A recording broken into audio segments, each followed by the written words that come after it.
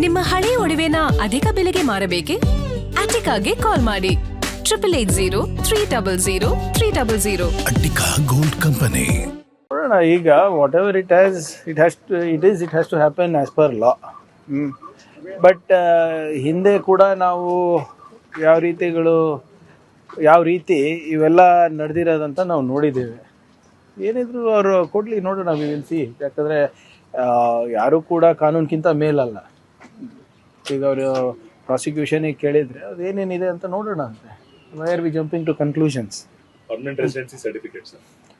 ಈಗ ಯಾರು ಸರ್ಕಾರಿ ಅಧಿಕಾರಿಗಳೇ ಕೊಡ್ತಾ ಇರೋದಲ್ಲ ಇವರೇ. ಈಗ ಕಾಂಗ್ರೆಸ್ ಪಕ್ಷ ಅಥವಾ ಬೇರೆ ಯಾರನ್ನ ನಮ್ಮ ಕಾರ್ಯಕರ್ತರು ಕೊಡ್ತಾ ಇದ್ರೆ ನಿಮ್ಗೆ ಪ್ರಾಬ್ಲಮ್ ಇರಬೇಕು. ಈಗ ಸರ್ಕಾರಿ ಅಧಿಕಾರಿಗಳು ಕೊಡ್ಲಿಕ್ಕಾಗೋದಿಲ್ಲ ಅಂದರೆ ಏನು? ಈಗ ಒಂದು ಮತದಾರರ ಪಟ್ಟಿಯ ಪರಿಷ್ಕರಣೆ ನಡೀತಾ ಇದೆ.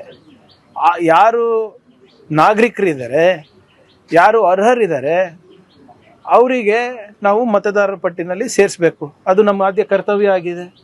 ಅದನ್ನು ಪರಿಷ್ಕರಣೆ ಮಾಡಿಬಿಟ್ಟು ಒಂದು ಉತ್ತಮವಾದಂಥ ಪಟ್ಟಿ ಬಿಡುಗಡೆ ಮಾಡೋದು ಎಲೆಕ್ಷನ್ ಕಮಿಷನ್ ಅವ್ರದ್ದು. ನಾವು ಕೊಟ್ಟ ತಕ್ಷಣವೇ ಇವರೆಲ್ಲ ಒಪ್ತಾ ಇದ್ದಾರಾ? There is a process. ಈಗ ಇದಕ್ಕೆ ನಾವು ಇಲ್ಲಿಗಲ್ ಇಮಿಗ್ರೆಂಟ್ಸಿಗೆ ಮಾಡ್ತಾ ಇದ್ದೀವಿ, ಬಾಂಗ್ಲಾದೇಶಿಗೆ ಕೊಡ್ತಾ ಇದ್ದೀವಿ, ಏನಾದರೂ ಕಾಮನ್ ಸೆನ್ಸ್ ಇಟ್ಟು ಮಾತಾಡ್ತಾರ ಬಿ ಜೆ ಪಿಯವರು? ಮೊನ್ನೆನೂ ಕೂಡ ಹೇಳಿದ್ದೀನಿ, ನಮ್ಮ ರಾಜ್ಯ ಯಾವ ಅಂತಾರಾಷ್ಟ್ರೀಯ ಗಡಿಗೆ ಹತ್ತಿದೆ ಹೇಳಿವ್ರೆ? ಬಾಂಗ್ಲಾದೇಶಿ ಬಂದರು, ಎಲ್ಲಿಂದ ಬರ್ತಾ ಇದ್ದಾರೆ ರೀ? ವೆಸ್ಟ್ ಬೆಂಗಾಲಲ್ಲಿ ನಿಮ್ಮದೇ ಆಡಳಿತ. ಅಮಿತ್ ಶಾ ಅವರು ನಿಮ್ಮ ಹೋಮ್ ಮಿನಿಸ್ಟರೇ. ಮಧ್ಯಪ್ರದೇಶ್ ಬರ್ತದೆ, ಉತ್ತರ ಪ್ರದೇಶ್ ಬರ್ತದೆ, ಆಂಧ್ರ ಪ್ರದೇಶ್ ಬರ್ತದೆ, ಒರಿಸ್ಸಾ ಬರ್ತದೆ, ಬಿಹಾರ್ ಬರ್ತದೆ. ಮಧ್ಯದಲ್ಲಿ ಹೆಂಗೆ ಬರ್ತಾ ಇದ್ದಾರೆ ಇವರು ಬಾಂಗ್ಲಾದೇಶದವರು? ಸುಮ್ಮನೆ ಏನೋ ಮಾತಾಡಬೇಕು, ಸಮಾಜದಲ್ಲಿ ಆತಂಕ ಸೃಷ್ಟಿ ಮಾಡಬೇಕು, ಅದು ಸರಿಯಲ್ಲ. ನಿಮ್ಮ ಪರ್ಮನೆಂಟ್ ರೆಸಿಡೆನ್ಸಿ ಸರ್ಟಿಫಿಕೇಟ್ ಕೊಡ್ತಾ ಇರೋದು ಸರ್ಕಾರಿ ಅಧಿಕಾರಿಗಳು.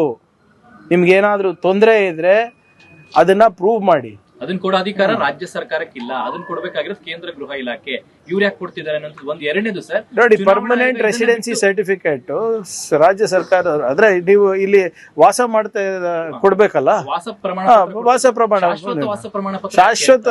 ಈಗ ಇಫ್ ಯು ಆರ್ ನಿಮ್ಮ ಲಾಜಿಕಲ್ ಡಿಸ್ಕ್ರಪೆನ್ಸೀಸ್ ನಲ್ಲಿ ಹೆಂಗ್ ತೆಗಿತಾ ಇದ್ದಾರೆ ಹೇಳಿ? ಆಮೇಲೆ ಎಲ್ಲಿ ಕೊಡಬಾರ್ದಂತ ಎಲ್ಲಿದೆ? ಈಗ ವೆಸ್ಟ್ ಬೆಂಗಾಲಲ್ಲಿ ನೋಡಿದ್ರಲ್ಲ, ಸುಮಾರು 1 ಕೋಟಿ ಜನರಿಗೆ, ನಾಗರಿಕರಿಗೆ ಏಕಾಏಕಿ ತೆಗೆದುಬಿಟ್ರು. ನೀವು ಪಾಸ್ಪೋರ್ಟು, ನಿಮ್ಮ ಸಿಟಿಸನ್ಶಿಪ್ ಪ್ರೂವ್ ಮಾಡಲ್ಲ ಅಂತೀರಾ, ಆಧಾರ್ ಕಾರ್ಡು ಅಂತ ಇಲ್ಲ, ನಿಮ್ಮ ರೆಸಿಡೆನ್ಸಿ ಸರ್ಟಿಫಿಕೇಟು ಇಲ್ಲ ಅಂತೀರಾ, ಬ್ಯಾಂಕ್ ಅಕೌಂಟ್ ಕೊಟ್ಟರೆ ಅದನ್ನೂ ಇಲ್ಲ ಅಂತೀರಾ. ಮತ್ತು what is your document to prove your citizenship? ಚುನಾವಣಾ ಆಯೋಗ 11 ದಾಖಲಾತಿ ಕರೆಕ್ಟ್, ಅದನ್ನು ಎಲ್ಲವೂ ಇದೆ. ಅದು ಇಲ್ದಿದ್ದವರು ಇದನ್ನ ತಗೊಂಡು ಅಕ್ರಮ ಮಾಡಬಹುದಲ್ಲ ಅನ್ನೋದು ಅವ್ರ ಆರೋಪ. ಎಲ್ಲ ಆಗಿದೆ ಹೇಳಿವ್ರೆ ಇವ್ರು ಸುಮ್ನೆ ಆರೋಪ ಇಲ್ಲ. ಇವ್ರ ಆರೋಪ ಬಹಳ ಸ್ಪಷ್ಟವಾಗಿದೆ, ಬಾಂಗ್ಲಾದೇಶಿಗಳಿಗೆ ನಾವು ಕೊಡ್ತಾ ಇದೀವಿ ಅಂತ. ಹೆಂಗೆ ಆಗಕ್ ಸಾಧ್ಯ ಆಗುತ್ತಾ? ಸುಮ್ನೆ ನಾನು ಹೇಳ್ತಾ ಇಲ್ವಾ, ಇವರಿಗೆ ಯಾವುದೇ ರೀತಿಯಾದಂತ ಸುಳಿವು ಸಿಗ್ತಾ ಇಲ್ಲ, ಯಾವುದೋ ಎಕ್ಸ್ಕ್ಯೂಸ್ ಸಿಗ್ತಾ ಇಲ್ಲ. ಇವ್ರು ಹೊಸ ಎಕ್ಸ್ಕ್ಯೂಸ್ಗಳನ್ನ ಸೃಷ್ಟಿ ಮಾಡ್ತಾ ಇದ್ದಾರೆ. BLOಗಳದ್ದು ಮಾಡಿದ್ರು, ಇದು ಮಾಡ್ತಾ ಇದ್ದಾರೆ. ನ್ಯಾಷನಲ್ ಥ್ರೆಟ್ ಅಂತೆ ಇದು ರೀ. We are a state government, ಜವಾಬ್ದಾರಿ ಅಂತ ರಾಜ್ಯ ಸರ್ಕಾರ. ನಾವು ನಮಗೆ ನ್ಯಾಷನಲ್ ಥ್ರೆಟ್ ಅಂತ ಹೇಳ್ತೀರ, ನಾಚಿಕೆ ಬರಲ್ವಾ BJP ಅವರಿಗೆ? ಏನು ನಮಗೇನು ಕಾನೂನು ಅನ್ನೋದು ಗೊತ್ತಿಲ್ವಾ? ಸಂವಿಧಾನ ಅನ್ನೋದು ಗೊತ್ತಿಲ್ವಾ ನಮಗೆ? ಇವೆಲ್ಲ ನೋಡಿ ಅವರಿಗೆ ಮನವೊಲ್ಸಕ್ಕೆ ಮಾಡ್ತಾರೆ. ನಾನು ಹೇಳಿದ್ದೀನಿ ನೋಡಿ, ಇವೆಲ್ಲನೂ ಕೂಡ ಅವರ ಸ್ಟ್ಯಾಂಡರ್ಡ್ ಆಪರೇಟಿಂಗ್ ಪ್ರೊಸೀಜರು. ವೆಸ್ಟ್ ಬೆಂಗಾಲ್ನಲ್ಲೂ ಇದೇ ಮಾಡಿದ್ರು. BLOಗಳ ಮೇಲೆ ಆಪಾದನೆ ಮಾಡಿದ್ರು, ಮಮತಾ ಬ್ಯಾನರ್ಜಿ ಅವ್ರ ಸರ್ಕಾರದ ಮೇಲೆ ಆಪಾದನೆ ಮಾಡಿದ್ರು, CEC ಹತ್ರ ಹೋಗಿ ನಾಟಕ ಮಾಡಿದ್ರು. ಅದಾದಮೇಲೆ SIR ಬಂತು.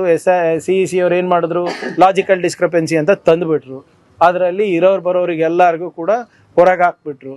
ಅದೇ ಒಂದು ಪ್ರಕ್ರಿಯೆ ಇಲ್ಲೂ ಮಾಡ್ತಾ ಇದ್ದಾರೆ. ಅದಕ್ಕೆ ನಾವು ಮುಂಜಾಗ್ರತವಾಗಿ ನಾವು ಮಾಡ್ತಾ ಇದ್ದೀವಿ. ಈ ಕೇರಳನಲ್ಲಿ ಚುನಾವಣೆ ಸಂದರ್ಭದಲ್ಲಿ ಪಂಚಾಯತ್ ಕಡೆಯಿಂದ ವಾಸಸ್ಥಳ ಏನು ನಿಮ್ಮ ವಾಸ ಸರ್ಟಿಫಿಕೇಟ್ ಕೊಟ್ಟಿಲ್ವಾ? ಅವ್ರು ನೋಡಿ, ನಮ್ಮ ಪ್ರಶ್ನೆಗಳಿಗೆ ಉತ್ತರ ಕೊಟ್ಟಿದ್ರೆ ಇದು ಅಗತ್ಯನೇ ಇರ್ತಾ ಇರ್ಲಿಲ್ಲಲ್ಲ ಸರ್. 12 ಪ್ರಶ್ನೆಗಳು ಕೇಳಿದೀವಿ, ಅದರಲ್ಲಿ ಇದನ್ನು ಒಂದು. ಇವ್ರು ಕರೆಕ್ಟಾಗಿ ನಮ್ಗೆ ಹೇಳಿದಿದ್ರೆ ನಾವು ಯಾಕೆ ಮಾಡ್ತಾ ಇದ್ವಿ? ಕ್ಲಾರಿಟಿ ಇದೆಯಾ ನಿಮ್ಗನ? ಕ್ಲಾರಿಟಿ ಇದೆಯಾ ಹೇಳಿ ಸರ್? ನಂದು ಬಿಟ್ಬಿಡಿ, ನಿಮ್ಗಾನ ನಮ್ಮ ಮಾಧ್ಯಮ ಸ್ನೇಹಿತರಿಗೆ SIR ಬಗ್ಗೆ ಕ್ಲಾರಿಟಿ ಇದೆಯಾ? ಪ್ರಕ್ರಿಯೆ ಬಗ್ಗೆ ಕ್ಲಾರಿಟಿ ಇದೆಯಾ? ನಿಮ್ದಾನ ಆಗಿದೆಯಾ? 2002ರಲ್ಲಿ ನೀವು ಎಲ್ಲಿದ್ರಿ, ಇವಾಗ ಎಲ್ಲಿದ್ದೀರಾ? ಇಲ್ಲ, ನೀವೇ ಪ್ರಯತ್ನ ಮಾಡಿ. ನಿಮ್ಮ ಮನೆ ಸೊಸೆ ಎಲ್ಲಿದ್ದಾರೆ? ನೀವು ನಿಮ್ಮ ಅಕ್ಕಗೋ ತಂಗಿಗೋ ನೀವು ಮದುವೆ ಮಾಡಿ ಬೇರೆ ಊರಿಗೆ ಕಳಿಸಿರ್ತೀರಾ? ಅವ್ರ ಪರಿಸ್ಥಿತಿ ಏನಿದೆ ದಯವಿಟ್ಟು ತಿಳ್ಕೊಳ್ಳಿ. ಸುಮ್ಮನೆ ಈ BJPದವ್ರು ಹೇಳಿದಲ್ಲೇ ಸರಿ ಅಂತಲ್ಲ. ಸರ್ ನಾವು ಸರಿ ಅಂತೇನೆ, ನೀವಲ್ಲ, ಅವ್ರು ಹೇಳಿದ್ದೆ ಸರಿ ಅಂತ ನಾವು ಒಪ್ಕೊಳಕ್ ರೆಡಿ ಇಲ್ಲ. ನೀವ್ ಹೇಳ್ತಾ ಇದ್ರ ಅಂತ ಹೇಳ್ತಾ ಇಲ್ಲ, ಚರ್ಚೆಗೆ ಬರಲಿ. ಎರಡನೇದು ಮೊನ್ನೆ ಬೆಳಗಾವಿಯಲ್ಲಿ CM ಅವರು ಕೃಷ್ಣ ಕಾವೇರಿ ಗೋದಾವರಿ ನದಿ ಜೋಡಣೆಗೆ ನಮ್ಗೆ ಒಪ್ಪಿಗೆ ಇದೆ ಅನ್ನುವಂತ ಮಾತುಗಳನ್ನು ಹೇಳಿದ್ದಾರೆ. ಆದ್ರೆ ನಮ್ ನೀರು ಹಂಚಿಕೆನೆ ಆಗ್ಲಿಲ್ಲ. CM ಅವ್ರ ಆತರ ಹೇಳಿದ್ ಸರಿಯಲ್ಲ, ನೀರು ಹಂಚಿಕೆ ಆದ್ಮೇಲೆ ಇದನ್ನೆಲ್ಲ ಘೋಷಣೆ ಮಾಡ್ಬೇಕಾಗಿತ್ತು ಅನ್ನೋದು ನೋಡಿ. ಘೋಷಣೆ ಯಾರು ಮಾಡಿಲ್ಲ, ಇದೇ ಪ್ರಸ್ತಾಪ ಚರ್ಚೆ ಮಾಡಿದ್ದಾರೆ ಅಂತ ಹೇಳಿದ್ರು CR ಪಾಟೀಲ್ ಸಾಹೇಬ್ರ ಜೊತೆ. ಅದಕ್ಕೆ ಯಾಕೆ ಇದು ನದಿ ಜೋಡಣೆ ಅಷ್ಟು ಸುಲಭದ ಕೆಲಸ ಹೇಳಿ? ನಮ್ಗೆ ಬರೋ ಪಾಲೇ ಇವಾಗ ಕಾನೂನು ಹೋರಾಟ ಮಾಡಿ ತಗೋತಾ ಇದೀವಿ. ಅದು ಕೃಷ್ಣ ಇರ್ಬೋದು, ಉಜ್ನಿ ಇರ್ಬೋದು, ಕಾಗಿನ ಇರ್ಬೋದು, ನಿಮ್ಮ ಕಾವೇರಿ ಇರ್ಬೋದು. ಸೊ ಏನೇ ಇದ್ರೂ ಕೂಡ ಇದು ನದಿ ಜೋಡಣೆ ವಿಚಾರ ಈಗ 20 ವರ್ಷ ಆಯ್ತಲ್ಲ, ಚರ್ಚೆ ಆಗ್ತಾನೇ ಇದೆ. ನೋಡೋಣ, ಫಸ್ಟ್ ನೀವು ಹೇಳ್ದಂಗೆ ನಮ್ಮ ಪಾಲ್ ನಮ್ಗೆ ಬರಲಿ, ಅದಾದ್ಮೇಲೆ ಇವೆಲ್ಲ ಕ್ಯಾಬಿನೆಟ್ ಎಕ್ಸ್ಪಾನ್ಷನ್ ಯಾವಾಗ ಎಕ್ಸ್ಪೆಕ್ಟ್ ಮಾಡ್ಬೋದು ಸರ್? ಶೀಘ್ರದಲ್ಲೇ ಆಗುತ್ತೆ. ಈಗ ಮುಖ್ಯಮಂತ್ರಿಗಳು ಬಹಳ ಸ್ಪಷ್ಟವಾಗಿ ಹೇಳಿದ್ದಾರೆ, ಕಾಂಗ್ರೆಸ್ ಅಧ್ಯಕ್ಷರು ಹೇಳಿದ್ದಾರೆ, ಈ ಇಂಥ ಸಂದರ್ಭದಲ್ಲಿ ಫುಲ್ ಫ್ಲೆಶ್ ಕ್ಯಾಬಿನೆಟ್ ಆದಷ್ಟು ಬೇಗ ಆದರೆ ಈ ಒಂದು ತುರ್ತು ಪರಿಸ್ಥಿತಿ ಥರ ಏನು ನಿರ್ಮಾಣ ಆಗ್ತಾ ಇದೆ, ಬರೋದಿರ್ಬೋದು ಅಥವಾ ನೆರೆದಿರ್ಬೋದು. ಸೊ ಒಂದು ಫುಲ್ ಫ್ಲೆಶ್ ಕ್ಯಾಬಿನೆಟ್ ಇದ್ರೆ ಎಲ್ಲರಿಗೂ ಜವಾಬ್ದಾರಿ ಕೊಟ್ಟು ಬೇಗ ಒಂದು ಎಲ್ಲರಿಗೂ ಪರಿಹಾರ ಕೊಡ್ಬೋದು ಅಂತ ಇದೆ. So that is very clear. ಇದೆಲ್ಲ ನಂತರ ಆಷಾಢಕ್ಕೆ ಮುಂಚೆ ಆಗ್ಬಿಡುತ್ತಾ ಅಂತ ಅಧಿಕಾರ ಇಲ್ಲ, ನಾನ್ ನಂಬಲ್ಲ. ಆದ್ರೆ ಅಧಿಕಾರ ಕೊಡ್ಬೇಕಾದ್ರೆ ತಗೋಬೇಕಾದ್ರೆ ಯಾರು ನೋಡ್ತಾರೆ ಅದು? ಬಟ್ ಅದಕ್ಕೆ ಇದಕ್ಕೆ ಸಂಬಂಧ ಇಲ್ಲ ಇವ್ರೆ. ನಮ್ಮ ಜವಾಬ್ದಾರಿ ನಮ್ಮ ಜನರಿಗೆ ನೋಡ್ಕೊಳೋದು, ಆಯ್ತಾ? And it has nothing to do with ನೀವು ಹೇಳ್ದಂಗೆ ಆಷಾಢ ಇರ್ಬೋದು, ರಾಹು ಕಾಲ ಇರ್ಬೋದು, ಯಾರ್ಯಾರ ಭಕ್ತಿ ಮತ್ತು ಯಾರ್ಯಾರ ನಂಬಿಕೆ ಅವ್ರಿಗೆ ಇರ್ತದೆ. But it should not affect governance ಅಲ್ಲ. Lokaayukt has approached the governor seeking the permission against Sameer. No, I mean, whatever is the procedure, let them follow.